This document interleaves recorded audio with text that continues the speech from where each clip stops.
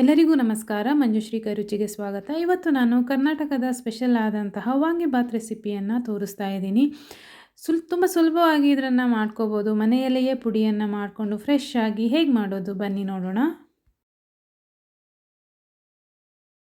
ಮೊದಲಿಗೆ ವಾಂಗಿಬಾತ್ ಪುಡಿಯನ್ನು ಹೇಗೆ ಮಾಡೋದು ಅಂತ ತೋರಿಸ್ತೀನಿ. ಹೋಮ್ಮೇಡ್ ವಾಂಗಿಬಾತ್ ಪುಡಿಯನ್ನು ಹೇಗೆ ಮಾಡೋದು ಅಂತ. ಇದನ್ನು ನೀವು ಮಾಡಿಟ್ಕೊಂಡ್ರೆ ತುಂಬ ದಿನಗಳ ಕಾಲ ಇಟ್ಕೋಬೋದು. ಇಲ್ಲಿ ನಾನು ಕಡಲೆಬೇಳೆ, ಉದ್ದಿನಬೇಳೆ, ಕೊತ್ತಂಬರಿ ಮತ್ತು ಜೀರಿಗೆಯನ್ನು ಸ್ವಲ್ಪ ಕೆಂಪಗಾಗುವವರೆಗೂ ಹುರಿದುಕೊಂಡಿದ್ದೀನಿ.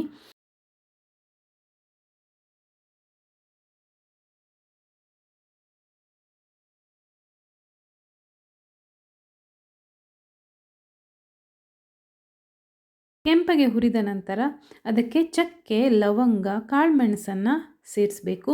ಹಾಗೆ ಕೆಂಪು ಮೆಣಸನ್ನು ಸೇರಿಸಿ ಚೆನ್ನಾಗಿ ಒಂದು ಸಲ ಹುರಿಬೇಕು. ಕೆಂಪು ಮೆಣಸು ನೀವು ಬ್ಯಾಡಗಿ ಅಥವಾ ಗುಂಟೂರು ಯಾವ್ದು ಬೇಕಾದರೂ ತೊಗೋಬೋದು, ಅಥವಾ ಯಾವುದಾದ್ರೂ ಒಂದು ಕೂಡ ತೊಗೋಬೋದು.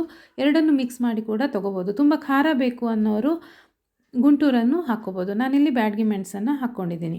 ನಂತರ ತುರಿದಂತಹ ಕೊಬ್ಬರಿಯನ್ನು ಹಾಕಬೇಕು. ಕೊಬ್ಬರಿ ಹಾಕೋದ್ರಿಂದ ಜಾಸ್ತಿ ದಿನಗಳವರೆಗೆ ಇಟ್ಕೋಬೋದು. ನಾನು ಪುಡಿ ಮಾಡುವಾಗಲೇ ಹುಣಸೆ ಹಣ್ಣನ್ನು ಹಾಕ್ತಾಯಿದ್ದೀನಿ. ಈ ಹುಣಸೆ ಹಣ್ಣನ್ನು ಹುರಿವಾಗಲೇ ಹಾಕ್ಕೋಬೇಕು. ಇಲ್ಲ ನೀವು ಮಾಡೋವಾಗ ಕೂಡ ಹುಣಸೆ ಹಣ್ಣಿನ ರಸವನ್ನು ಹಾಕಿ ಕೂಡ ಮಾಡ್ಬೋದು. ನಾನು ಪುಡಿಗೆ ಹುಣಸೆ ಹಣ್ಣನ್ನು ಹಾಕ್ತಾಯಿದ್ದೀನಿ. ಇದನ್ನು ಚೆನ್ನಾಗಿ ಹುರಿದು ತಣಿಯೋದಕ್ಕೆ ಬಿಡಬೇಕು.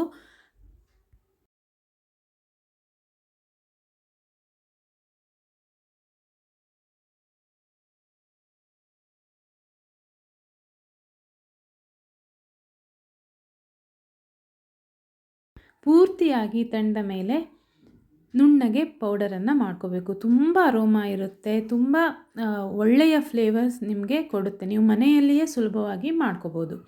ನಂತರ ಒಗ್ಗರಣೆಗೆ ಎಣ್ಣೆಯನ್ನು ಬಿಸಿ ಮಾಡಿ ಕಡಲೆಬೇಳೆ, ಉದ್ದಿನಬೇಳೆ ಮತ್ತು ಗೋಡಂಬಿಯನ್ನು ಹಾಕಿ ಸ್ವಲ್ಪ ಸಾಸಿವೆ, ಅರಿಶಿಣ, ಇಂಗು, ಕರಿಬೇವನ್ನು ಹಾಕಿ ಎಲ್ಲವೂ ಹೊಂಬಣ್ಣ ಬರುವವರೆಗೆ ಹುರಿಬೇಕು.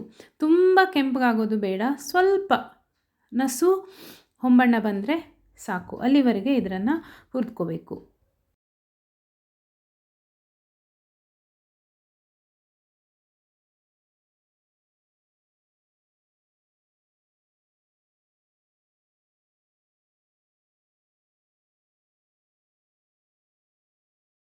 ಈಗ ಅದಕ್ಕೆ ಉದ್ದುದ್ದಕ್ಕೆ ಹೆಚ್ಚಿದಂತಹ ಬದನೆಕಾಯನ್ನು ಹಾಕಬೇಕು. ನೀವು ಪರ್ಪಲ್ ಬದನೆಕಾಯಿ ತೊಗೊಂಡ್ರೂ ಆಗುತ್ತೆ. ನಾನಿಲ್ಲಿ ಹಸಿರು ಬದನೆಕಾಯನ್ನು ತೊಗೊಂಡಿದ್ದೀನಿ. ಸ್ವಲ್ಪ ಉಪ್ಪು, ಸ್ವಲ್ಪ ನೀರನ್ನು ಸೇರಿಸಿ ಅದನ್ನು ಬೇಯಿಸಬೇಕು. ಇಲ್ಲಿ ಕೆಲವರು ಕ್ಯಾಪ್ಸಿಕಮ್ ಕೂಡ ಹಾಕ್ತಾರೆ. ಆದರೆ ಟ್ರೆಡಿಷನಲ್ ಅಂದರೆ ತುಂಬ ಸಾಂಪ್ರದಾಯಿಕವಾಗಿ ವಾಂಗಿಬಾತನ್ನು ಮಾಡುವಾಗ ಕ್ಯಾಪ್ಸಿಕಮನ್ನು ಬಳಸೋದಿಲ್ಲ. ಸ್ವಲ್ಪ ನೀರನ್ನು ಹಾಕಿ, ಅದು ತುಂಬ ನೀರು ಹಾಕಬಾರ್ದು, ತುಂಬ ಬೆಂದು ಹೋಗುತ್ತೆ. ಸ್ವಲ್ಪ ನೀರನ್ನು ಹಾಕಿ ಮುಚ್ಚಿ ಬದನೆಕಾಯಿ ಬೇಯುವವರೆಗೂ ಬೇಯಿಸಬೇಕು.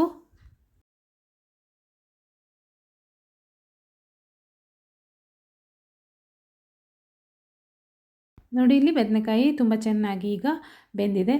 ಇದಕ್ಕೆ ಈಗ ಅಂದರೆ ಬದನೆಕಾಯಿ ಬೆಂದ ಮೇಲೆ ನಾವೀಗ ಮಾಡಿಟ್ಟಂತಹ ವಾಂಗಿಬಾತ್ ಪುಡಿ ಎಷ್ಟು ಬೇಕೋ ಅಷ್ಟನ್ನು ಸೇರಿಸ್ಕೋಬೇಕು. ನಿಮಗೆ ಖಾರ ಜಾಸ್ತಿ ಬೇಕು ಅಂತಂದರೆ ಸ್ವಲ್ಪ ಜಾಸ್ತಿ ಮಸಾಲ ಪೌಡರನ್ನು ಹಾಕ್ಕೋಬೋದು. ನಾವು ಫ್ರೆಶ್ ಆಗಿ ಮಾಡಿರೋದ್ರಿಂದ ಸ್ಟ್ರಾಂಗ್ ಫ್ಲೇವರ್ ಇದೆ. ನಿಮಗೆ ಖಾರ ನೋಡಿಕೊಂಡು ನೀವು ಹಾಕ್ಕೊಳ್ಳಿ. ನಂತರ ಉದುರಾಗಿ ಮಾಡಿಟ್ಟಂತಹ ಅನ್ನ, ರುಚಿಗೆ ತಕ್ಕಷ್ಟು ಉಪ್ಪು, ನಾವು ಬೇಯುವಾಗಲೂ ಸ್ವಲ್ಪ ಹಾಕ್ಕೊಂಡಿದ್ದೀವಿ, ಸೊ ನೋಡಿಕೊಂಡು ಉಪ್ಪು ಎಷ್ಟು ಬೇಕೋ ಅಷ್ಟು ಹಾಕ್ಕೊಳ್ಳಿ. ಹಾಗೆ ತುಪ್ಪ, ಮೇಲಿನಿಂದ ತುಪ್ಪವನ್ನು ಸೇರಿಸಿ ಚೆನ್ನಾಗಿ ಎಲ್ಲವನ್ನು ಮಿಶ್ರ ಮಾಡಬೇಕು. ಈ ಪುಡಿ ವಾಂಗಿಬಾತ್ ಪುಡಿ ನೀವು 1 ತಿಂಗಳವರೆಗೂ ಇಟ್ಕೋಬೋದು. ಫ್ರೆಶ್ ಆಗಿಯೇ ಇರುತ್ತೆ. ನೀವು ಬದನೆಕಾಯಿ ಮಾತ್ರ ಅಲ್ಲ, ಕ್ಯಾಪ್ಸಿಕಮ್ ಬಾತ್ ಮಾಡಬೇಕು ಅಂತಂದರೂ ಇದನ್ನು ಹಾಕ್ಕೋಬೋದು. ಅಥವಾ ಬೇರೆ ಯಾವ್ದಾದ್ರು ತರಕಾರಿಗಳಿಂದ ಬಾತ್ ಮಾಡಬೇಕು ಅಂದಾಗ ಕೂಡ ಈ ವಾಂಗಿಬಾತ್ ಪುಡಿಯನ್ನು ಸೇರಿಸಿ ನೀವು ಮಾಡ್ಕೋಬೋದು. ತುಂಬ ಟೇಸ್ಟಿಯಾಗಿರುತ್ತೆ. ನೀವು ಮಾಡ್ಕೊಳ್ಳಿ, ನನಗೆ ಫೀಡ್ಬ್ಯಾಕನ್ನು ಹೇಳಿ. ನಿಮಗೆ ವಿಡಿಯೋ ಇಷ್ಟ ಆಗಿದ್ದರೆ ಪ್ಲೀಸ್ ಲೈಕ್ ಮತ್ತು ಕಮೆಂಟ್ ಮಾಡಿ, ಹೆಚ್ಚು ಹೆಚ್ಚು ಶೇರ್ ಮಾಡಿ. Thank you.